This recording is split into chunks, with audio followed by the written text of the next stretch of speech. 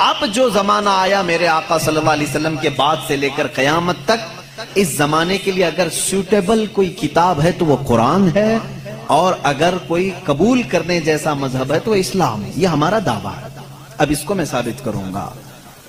جیسے عیسائیوں پر اللہ تبارک و تعالیٰ نے کبھی یہ حکم نہیں فرمایا تھا کہ وہ شادی نہ کریں، انہوں نے اپنے آپ پر اس طرح کا سنیاس لینے کا خود سے، جیسے رہبانیت ان کے ہاں راہب بنتے ہیں، نن ہوتی ہیں، زندگی پر شادی نہیں کریں گے، پادری شادی نہیں کرے گا، پاپ وہ کسی سے شادی نہیں کرے گا۔ شادی کرنا یہ انسان کی فطرت ہے، ہر مرد کے اندر عورت کی خواہش پیدائشی ہے، یعنی اللہ تعالیٰ نے اس کے جسم میں یہ رکھا ہے کہ عورت سے وہ قرار حاصل کرے، تسکین حاصل کرے۔ مردوں کو اللہ نے یہ خصوصیت دی ہے، صفت دی ہے، اور عورتوں کے بھی اندر اللہ نے یہ رکھا ہے کہ ان کا میلان یا ان کی توجہ مردوں کی طرف ہے، لیکن اس کو اسلام نے ایک حلال طریقے سے باندھا ہے، وہ نکاح کے ذریعے سے۔ اب اگر کسی پر پابندی لگا دیں، اگر میں کہہ دوں کہ میرے جتنے قریب کے ہیں، جتنے ماننے والے ہیں، ان میں سے کوئی بھی عورت کو ٹچ نہیں کرے گا زندگی بھر، تو یہ میں نے فطرت کے خلاف بات کی، یہ فطرت کے خلاف بات کی۔ میں بول نہیں سکتا کہ تم شادی نہ کرو، نکاح نہ کرو، اور اسلام نے کبھی بھی ایسی پابندی نہیں لگائی۔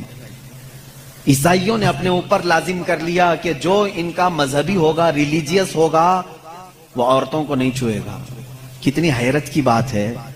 معلوم ہے آپ کو، آج دنیا میں ویمن رائٹس کی بات عیسائی کرتے ہیں جو خود نکاح نہیں کرتے،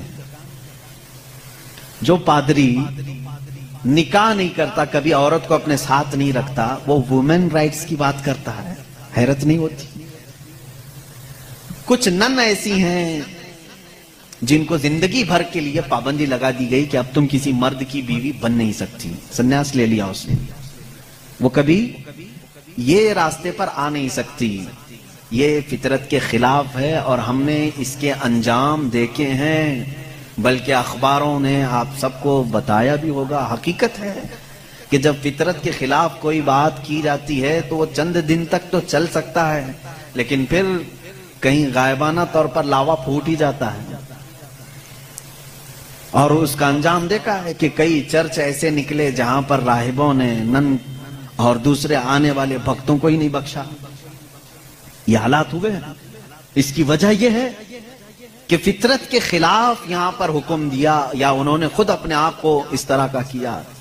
اسی طرح سے بعض دوسرے مذاہب میں بھی سنیاس لینے کے جو طریقے بتائے گئے ہیں، اسلام اس کا قائل نہیں ہے۔ اسلام معاشرتی مذہب ہے، سب کے ساتھ رہ کر کے جینے والا مذہب ہے۔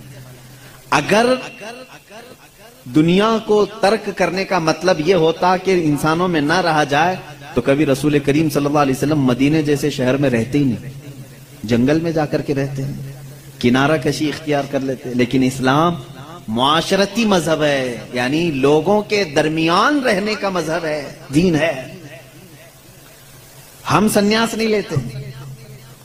ایک صحابی، 3 صحابہ حضور صلی اللہ تعالیٰ علیہ وسلم کے حجرے کے باہر کھڑے ہو کر کے یہ باتیں کر رہے تھے۔ حضور صلی اللہ علیہ وسلم رات کو عبادت کے لیے کھڑے ہوتے تو آدھی رات گزر جاتی تھی، تو تینوں نے دیکھ کر کے کہا یہ تو بخشے ہوئے ہیں، یہ معصوم ہیں، ان سے کوئی خطا نہیں ہوئی، اس کے بعد اتنی عبادتیں ہیں ان کی، ہم جیسوں کو تو کیا کرنا چاہیے، بڑی عبادت کرنی چاہیے۔ جب رسول اتنی عبادت کر رہے ہیں تو ان تینوں صحابہ میں سے تینوں نے کیا کیا جانتے ہیں؟ ایک نے یہ اس دن وعدہ کر لیا، آج کے بعد سے میں کبھی کسی عورت کے پاس جاؤں گا ہی نہیں، زندگی بھر کے لیے عورت کے قریب نہیں جاؤں گا۔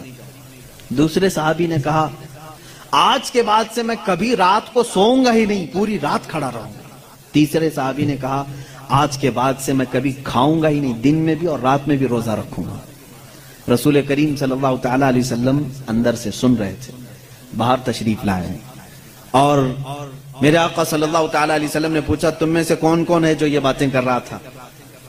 وہ صحابہ نے کہا کہ یا رسول اللہ صلی اللہ علیہ وسلم، ہم نے آپ کی عبادتوں کو دیکھ کر کے یہ کہا، جب آپ سید الانبیاء ہیں، معصوم ہیں، آپ اتنی عبادت کرتے ہیں تو پھر ہماری عبادت کا حال کیا ہونا چاہیے؟ ہمیں بہت زیادہ عبادت کرنے کی ضرورت ہے، اس لیے ہم نے ایسے ایسے عہد کیے میں نے کہا ہے کہ آج سے میں عورتوں کو چھوؤں گا نہیں، کبھی کسی کے قریب نہیں جاؤں گا، نکاح کر کے بھی نہیں جاؤں گا۔ دوسرے نے کہا میں نے یہ کہا ہے کہ رات کو سوؤں گا نہیں۔ تیسرے نے کہا میں نے یہ کہا ہے کہ آج کے بعد سے کبھی کھاؤں گا نہیں۔ اللہ کے نبی صلی اللہ علیہ وسلم نے فرمایا اسلام یہ نہیں ہے، اسلام یہ نہیں ہے۔ میری سنت پر اگر عمل کرنا چاہتے ہو تو میں اللہ کی عبادت کا بھی حق ادا کرتا ہوں اور عورتوں کا بھی حق ادا کرتا ہوں۔ میں نے اپنی رات کو تقسیم کر رکھا ہے، بیویوں کے لیے بھی حق ہے اور اللہ کی عبادت کا بھی حق ہے۔ اور دوسرے سے کہا تم نے کہا کہ رات کو کبھی سوؤں گا ہی نہیں، یہ بھی ہمارا طریقہ نہیں ہے، تم فطرت کے خلاف بات کر رہے ہو، بیمار ہو سکتے ہو، روزانہ رات پورے نہیں سو رہے۔ اب یہاں اس پر میں رک کر کے کہوں گا، حضور صلی اللہ علیہ وسلم نے اس صحابی کو منع کیا جو یہ کہہ رہے تھے میں رات بھر عبادت کروں گا۔ حضور نے فرمایا میری سنت یہ ہے کہ میں تھوڑی رات آرام کرتا ہوں اور تھوڑی رات اپنے رب کی عبادت بھی کرتا ہوں۔ تمہارے جسم کا بھی تم پر حق ہے، اس کو بھی آرام دو۔ اور پھر تیسرے صحابی سے کہا میری سنت یہ ہے کہ میں افطاری بھی کرتا ہوں اور سحری بھی کرتا ہوں اور روزہ بھی رکھتا ہوں۔ ایسا نہیں کہ پورا پابندی کر لیا، جبکہ وہ رسول جن کو اللہ تعالیٰ جنت سے کھلاتا پلاتا ہے، اس کے باوجود میرے آقا صلی اللہ علیہ وسلم فرماتے ہیں کہ کنٹینیو روزہ رکھنا نہیں چاہیے، کہ تمہارے جسم کا تم پر حق ہے، کمزوری آ جائے گی۔ حضور نے منع فرمایا میں ایک دن روزہ رکھتا ہوں ایک دن نہیں رکھتا، یا میں افطار کرتا ہوں شام کے وقت اور دن میں روزہ رکھتا ہوں۔ اس کا مطلب یہ ہے میرے عزیزو، اس پوری حدیث کا خلاصہ یہ ہے، اللہ کے نبی صلی اللہ تعالیٰ علیہ وسلم نے جو حکم دیے، اسلام کا خلاصہ یہ ہے کہ اس میں کہیں پر بھی افراط و تفریط نہیں، یعنی بہت تنگی والے حکم بھی نہیں اور بہت ڈھیل بھی نہیں۔ اسلام درمیانی راستہ ہے، درمیانی راستہ ہے۔ اب یہاں ان لوگوں کو سوچنا چاہیے، حضور نے جس صحابی کو رات بھر عبادت کرنے کے لیے منع کیا، یہاں رات بھر گیم کھیلنے والے لوگ موجود ہیں، پوری رات بھر عیاشی کرنے والے موجود ہیں، ان کو تو رات بھر کھڑے ہو کر کے عبادت کرنے کو میرے آقا نے منع کیا تھا۔ آرام کرو تھوڑی دیر، اپنے جسم کو راحت پہنچاؤ۔